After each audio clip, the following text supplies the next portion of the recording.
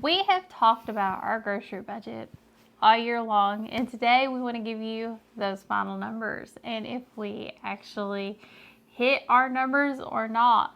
But before we get started, I'm Julia. And I'm Aaron. We're the Canny Couple, a small homestead family in rural Virginia that work every day to merge homesteading and frugality.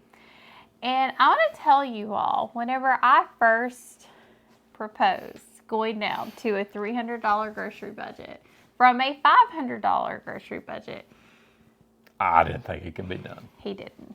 I, He had no faith in me. I didn't. No faith at all. I sort of looked at, what we had done before, and I thought we were doing good at $500 a month. I mean, you see a lot of people talk about $200 or $300 a week. $250 in our area. Yeah. We saw a chart. I saw a map, and it said the average in our area is about $250 a week. And I beat it. Yeah. I beat it. Our actual average for the year for a month was $263.33. Yep. And I'm so proud of us. Yeah. That was for the whole year, from January the 1st to December 31st. Absolutely. And our actual total, if you total that up for the year, what we spent on groceries going to the grocery store was $3,159.90. This is a family of 3. Now, let me preface this with saying we are not vegan. Yeah. We eat meat. Right. I eat a lot of meat. I like meat. We eat fruit. We buy bananas every single week. Yes. We eat vegetables. We eat food. We do eat food. We don't just eat cheap food. We are also transitioning to a whole ingredient. So we want to talk about how we did this and the tips and tricks that I use to get us there, and hopefully they can help you as well. Yeah. Right? Yeah. And I know, one thing we don't have down here, I see right off that we'll talk about when we get to it too. I'll bring it up. Okay. So I will say that when we first started this journey last year, and Aaron did not think this was even possible at the beginning of last year. He when I first proposed this. Well, even with the pantry challenge last year, I didn't think we could spend under 100 those months. Well, we had just spent 60 the year before in June. I know. He had no faith. No faith. None. Okay. We had gotten to probably about 75% of single ingredient, better ingredient foods by the end of the year. And this is tough because it's very tough. Because most of that stuff is more expensive. It's so much more expensive. It's so much more expensive. And it's a lot of trial and error because it doesn't taste the same. It doesn't taste good. Well, I mean, some of it's not. It's not good. We've had a hard time finding breakfast bars and Pop-Tarts. Like I've talked about Pop-Tarts. Pop-Tarts are a really good thing for us to have on hand, especially in the wintertime because they're shelf-stable. I like having shelf-stable food. Finding a better ingredient Pop-Tart. We found one, but God, we just don't like them. We just don't like them. Yeah. And we had cash back. We had some saved up, so I spent that cash back, paid up for them, and we ain't buying them again. I'm sort of happy to hear that. If we suffer through them, we've got 2 more to eat, and then they're gone. Those are out of the house for good, but we found another alternative, and we found a few things that all 3 of us will eat on a regular basis. But it has been... That's probably one of the biggest struggles is finding things that we will all eat. It has, but she's 7. But we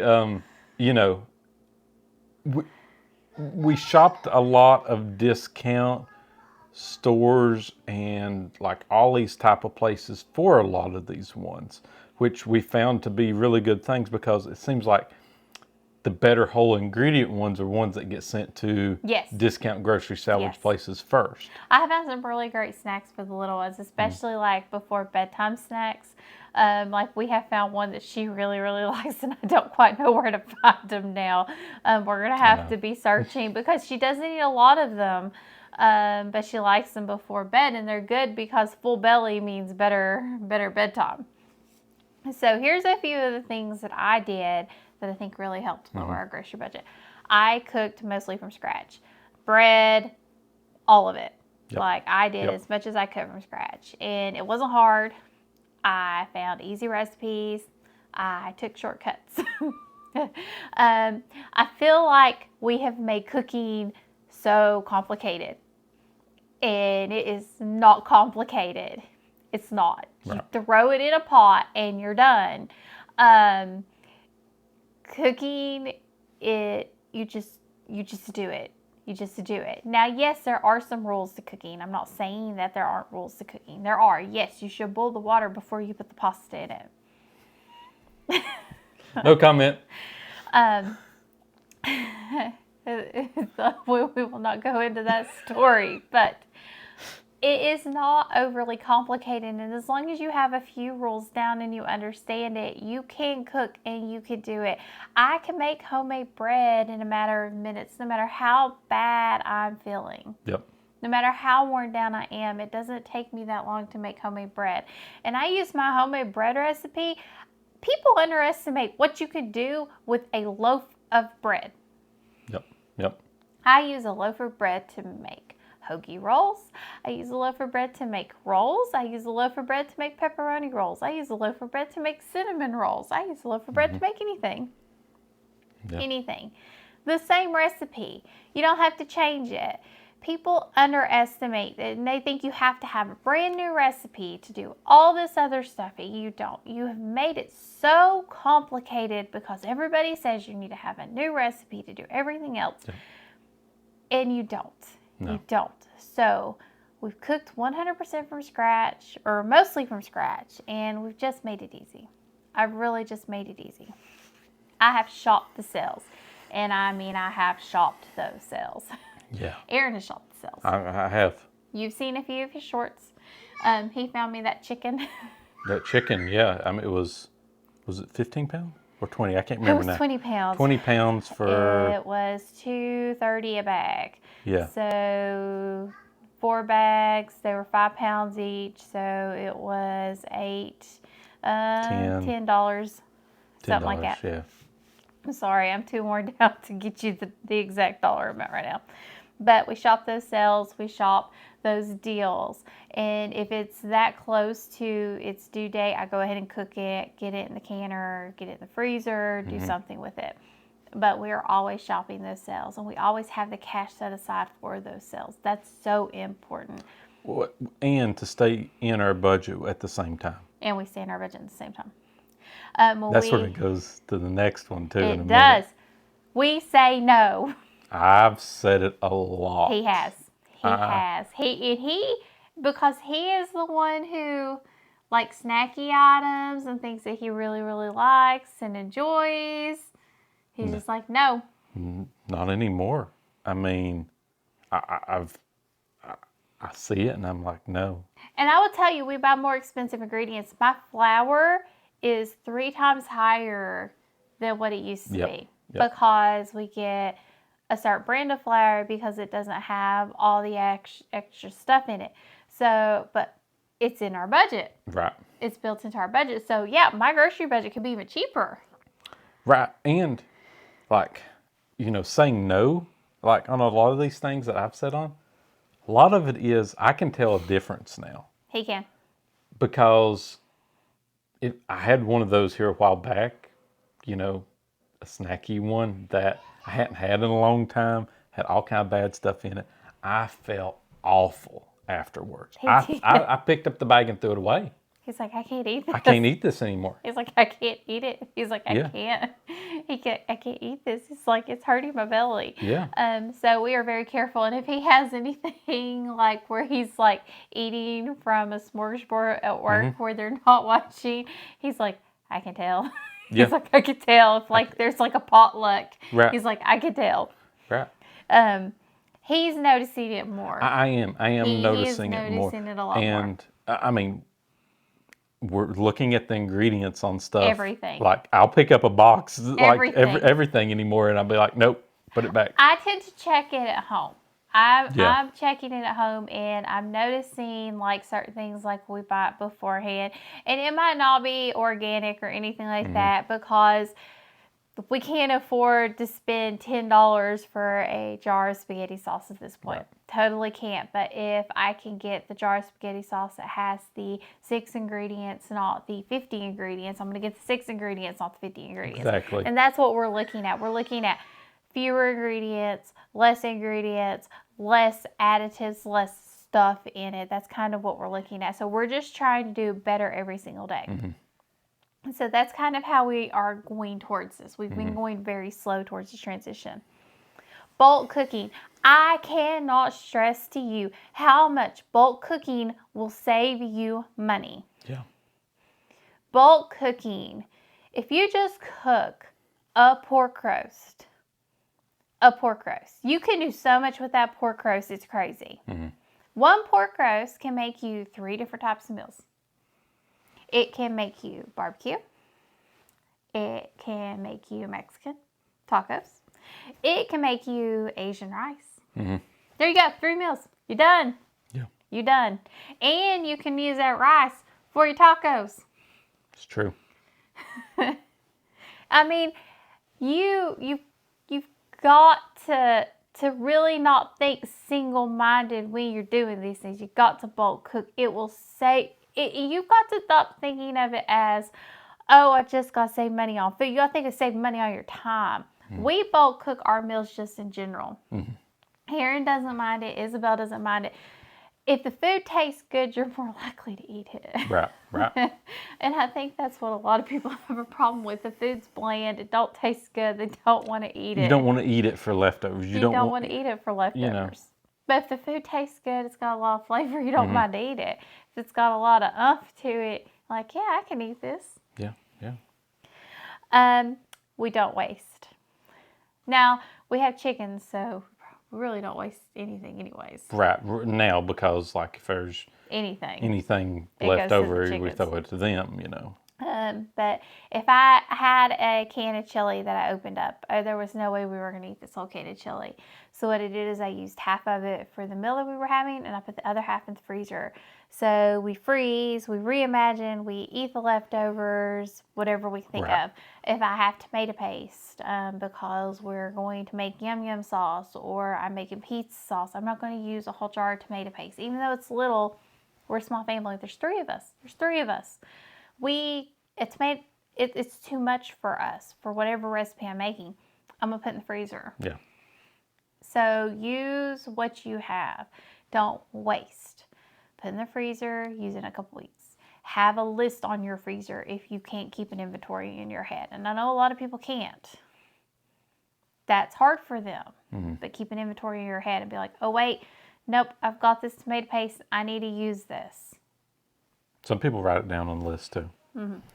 So one of the other ones we didn't even want to, didn't even think about at the time was our garden. Oh, that's right. Yeah, we did garden. So it gets us some of our vegetables. Most of our vegetables. And we have trees and bushes, which get us apples and berries. The majority of our fruit. So fruits and veggies we try to produce on the homestead. Yes. So the majority of our fruits and vegetables we do produce on the homestead. So the main fruit that we buy bananas. Is the bananas, and we spend about $3 a week on those. Mm-hmm. The main dairy we buy at the grocery store is milk and cheese. Yes. We buy cheese. Yeah. So those are the 2 dairies we buy. We don't buy butter unless it's on sale. And pure butter. And it's got to be buy one, get one, and my price is $3.70 a pound. Yeah.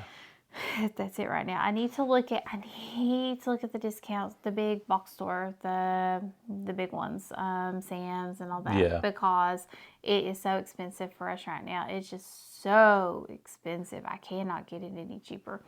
That's where we are for it. And like people who say they get it for $2.50 a pound, there's no $2.50 a pound for us. I've not seen it that price in years. But I mean, all of these things like this have. And then they go in the freezer. Yeah. And we do not cook with it. That is not for cooking. That is for very, very rare, very special uses. That is just what it is. in like even bacon. Like when I catch bacon on sale, I buy it up and we use bacon grease for a lot of our cooking. Like I use bacon grease. Aaron got me a bacon grease catching pot. I did for Christmas. Because I it's what we use a lot of. It is. I use bacon grease for eggs. We have a lot of eggs. We eat a lot of eggs for our chickens. It's one of the things our chickens are still producing really well right now. All things considered, we're January and they're still giving us 3 to 5 eggs a day. We're getting a lot of eggs. We use that bacon grease. We catch it on sale. Yeah. I do have a lot of bacon still from where we bought it, but we can't use that bacon grease. It was maple flavored, and we don't keep that. We give that to the chickens. And that helps. That helps them. It does. But those are what we've been doing. That's how we've done this, of keeping it under $300 a month. And that's 3 people, non-vegan. Yes. Non-vegetarian, eating meat, and eating a good diet, healthy, nutritious food every single week. And I mean, we eat. Yep. So I'm very proud of us. And it's not to toot our own horn. We're not bragging. We want to help you. We want to help you get control of your grocery budget because you can do this. It is absolutely doable. And people are like, I can't get control. I can't get control. And I feel like there's this guilt thing going around. Like, you have to buy the very best ingredients for your kid. You have to do this. No, you have to feed your kids. Whatever you have to do to feed your kids. And it's possible to do what you can. And it doesn't matter what you have to do. But as long as your kid is fed, that's what's best. Whatever you have to do. So I understand. We totally get it. So as long as your kid is fed and taken care of, that's what matters. And getting that grocery budget under control, because our goal is $100 per person. We're well below that. Right. And my actual end goal is to get it to $250 per person. He didn't think that would even be possible. No. But yeah, I mean, we were close. We were close. It's not this year. That's not going to be a this year goal. No, it'd probably be another year or two. Another year or two. But he would have, he thinks I could do that now. Well, yeah, I mean. Yeah, maybe. Yeah, I mean, the way we cook stuff from scratch and buy certain ingredient items, and we're saying no a lot more on things. We are. He is. He's saying no a lot. I'm saying no a lot. But I've never told him he can't have anything. I know. But he's done so good saying no. Yeah. But it is what it, I mean, it's just trying to make good choices. Trying to make really good choices. And having good options for snacks and things like that. The cracker bread is a really great option for a snack. Especially if you are somebody who likes savory, crunchy items. It's a great option. So I hope this helps you. I hope you can use these to kind of help you get in. And I know if you're a busy mama, cooking from scratch might not be a great option from you. But some of these other items would help you get control of your grocery budget. We completely get it.